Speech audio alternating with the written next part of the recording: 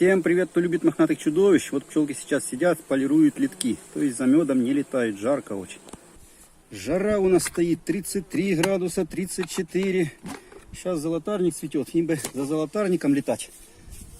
А он не выделяет нектара, потому что жарко. Так что сегодня 25 августа и пора подумать уже про закорм пчелок. Я еще не кормлю, считаю, что еще рано. Но вот сегодня буду колотить чачу. То есть что это за чача? Это мед натуральный. Возвращаю пчелам, у которых забрал лишнего. И сейчас у них не хватает меду. Поэтому мед беру. Это прошлогодний мед, не этого года. Он был закристаллизирован. Вот так вот беру. Теплой водички доливаю. В теплой водичке можно доливать 30-40%. И в этой теплой водичке растворяю мед. Ну, то есть делаю медовую сыту. И вот этой вот чачей буду сейчас подкармливать те семьи, у которых нету меда. Сейчас в комментариях должны написать, что ж ты варвар, весь мед забрал, пчелам ничего не оставил. А теперь вот отдаешь назад, нельзя все забирать. Так вот я вам скажу, что это у вас мышление пчеловода-любителя. Потому что мышление пчеловода-промысловика, который хочет получить много меда, оно совершенно другое. Если кому интересно, то сниму видео. Так вот, если вы будете ждать, пока они там соты все запечатают до края, чтобы мед созревший выкачать, будете не весь мед выкачивать, потому что вам их жалко, вы их в зиму хотите пустить с хорошим запасом меда. Так вот, вы сделаете только хуже себе, потому что меду не дособираете в финансовом плане, это вам лупанет таки по карману. И сделайте хуже и им своими добрыми намерениями. Сейчас объясняю почему. Вот почему так получилось.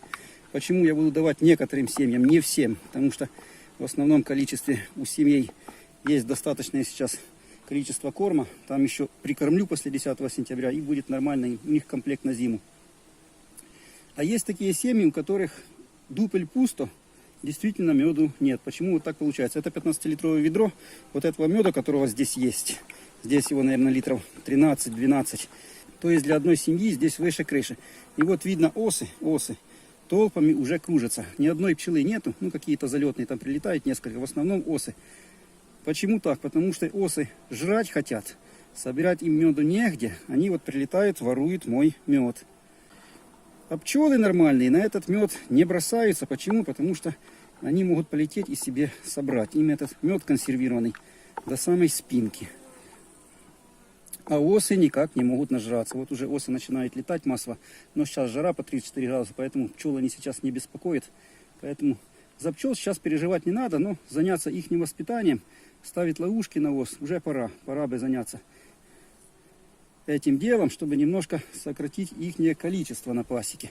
Отогнать их от ульев, потому что как только похолодает, эти осы, а их немеренное количество, вот сейчас на мед садится, камера не передает, но над ведром их множество. Так вот эти осы, как только похолодает, начнут жрать пчелиные семьи. Так вот, почему же так оно получилось, что меду не хватает. Так вот, пришло время качать подсолнух, я его выкачал. Но дело в том, что я не мог сразу за один день всю пасеку выкачать, потому что пасека ж не один улей и не два. Пришлось качать несколько дней. Так вот, те улья, которые я выкачал в первый день, я выкачал, получилось у них место под засев для матки, потому что соты пустые. И получилось куча места для того, чтобы мед собирать. И они быстренько полетели за медом, принесли меду, забили эти соты. Матка сколько успела там яиц положить, те рамки столько успела, они все залили. Матку опять ограничили. И получилась такая ситуация, что у них места под засев нету, а меду опять много, потому что несколько дней еще осталось до конца подсолнуха. И они себе успели нормально меду принести. Очень хорошо. И вот получилась такая ситуация, пчелка упала, что меду в улье много,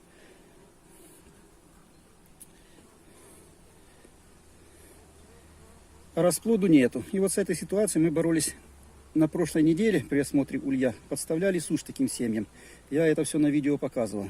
А вот те семьи, которые я качал уже в конце, самыми последними, то у них время для сбора меда с подсолнуха, который заканчивался, уже почти не было. И вот так получилось, что как раз эта выкачка попала на последние дни взятка. И за эти последние дни они меда принесли мало.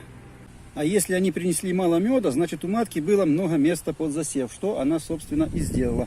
Зафигачила все рамки расплодом. И они начали этот расплод выращивать. А для того, чтобы его вырастить, опять же, нужен мед. И они сожрали весь тот мед, который принесли уже в конце на подсолнухе, потому что матка зафигачила им расплод. И вот эти семьи, которые последние выкачивали, сейчас у них расплода выше крыши, а меду нету. Вот такая вот ситуация получилась. В общем, те семьи, которые качал в начале, до медосбора еще было время, там ситуация кардинально противоположная. Там много меду, мало расплоду. Надо поставлять матке сушь под засев, иначе не будет у нас зимней пчелы, и пчелки в зиму пойдут слабенькие.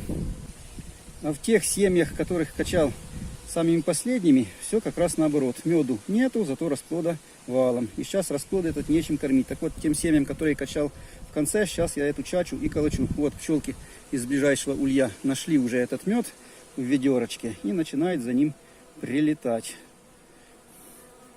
Уже не только осы, уже и пчелы этот медочек обнаружили. Молодцы. Вот такие вот дела. Так, ну а как делать медовую сыту, в принципе, в интернете можете почитать. Ну там ничего сложного. Берете 30-20% теплой воды. В теплой воде мед очень хорошо растворяется, в холодной не очень хорошо, а в теплой прекрасно. Наливаете водичку, колотите, пока весь мед не растворится, не будет кристалликов.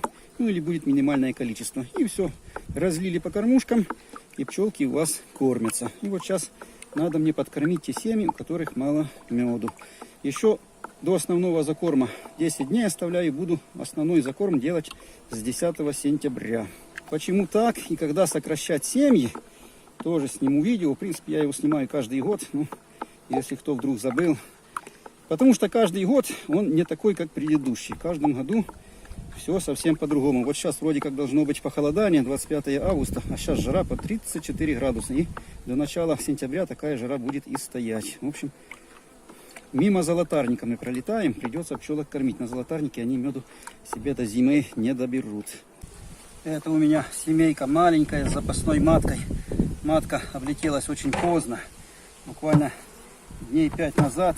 Соответственно, корм у них нихтен. И матка сейчас начинает как бешеные яйца откладывать, потому что она ж только-только облетелась. У нее есть желание. И вот у этих пчелок вроде и корм есть в семье, но я ж точно знаю, что у них его не останется, потому что мать сейчас им столько расплода даст, что им никакого корма не хватит. А семейка маленькая. Вот эта семейка, если 4 рамочки есть, то и хорошо. Эта семейка настолько маленькая, слабенькая, что она сама и не перезимует. Не успеют они приготовиться к зиме. Поэтому их надо или под ликвидацию определить, либо усиливать, потому что сами по себе они выжить не смогут. Слишком слабенькие.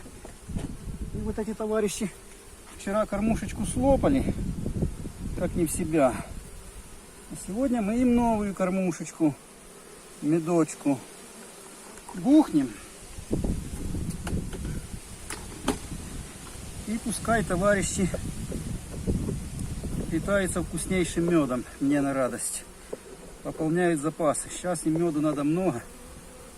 Пчелят много сейчас будет. Матка только облетелась, а желание у нее. В общем, расплоду сейчас будет очень много, потому что матка работает хорошо. И меду надо много. А у них его есть, но не хватит. Вот надо тоже им давать сейчас мед. Потому что когда начнем после 10 сентября их закармливать, то слишком надо будет дать им меда. А я обычно больше 10 килограмм сахара на хорошую сильную семью не даю, чтобы лишнего не изнашивались. Потому что можно, конечно, дать и 100% сахар, там финские методы и все дела. Но по моим личным наблюдениям, когда много сахара даете, то зимуют они чудесно, даже лучше, чем на меде. Но потом весной у них плохое развитие. Поэтому я больше 10 килограмм стараюсь на семью сахара не давать, а все даю медом. Так вот, к 10 сентябрю надо, чтобы так было, чтобы так у меня в улье случилось, чтобы у них был мед, и чтобы потом мне не пришлось, как ужаленному, восполнять их запасы. Ну и потом, если очень сильно поздно закармливаете, то очень часто пчелки этот мед не запечатывают, не успевают запечатать, и потом он зимой бродит. Поэтому запаздывать за кормом тоже не надо. Ну а сегодня было вот такое видео, такая вот чача, сижу колочу. Ставим лайк, кому понравилось, кому не понравилось, все равно ставим лайк, потому что я очень жаден до лайков. Не забывайте передавать моим привет пчелкам любимым, мохнатым. И обязательно контролируйте наличие корма в ваших семьях. Если лишнее забрали, значит возьмите мед и верните им назад.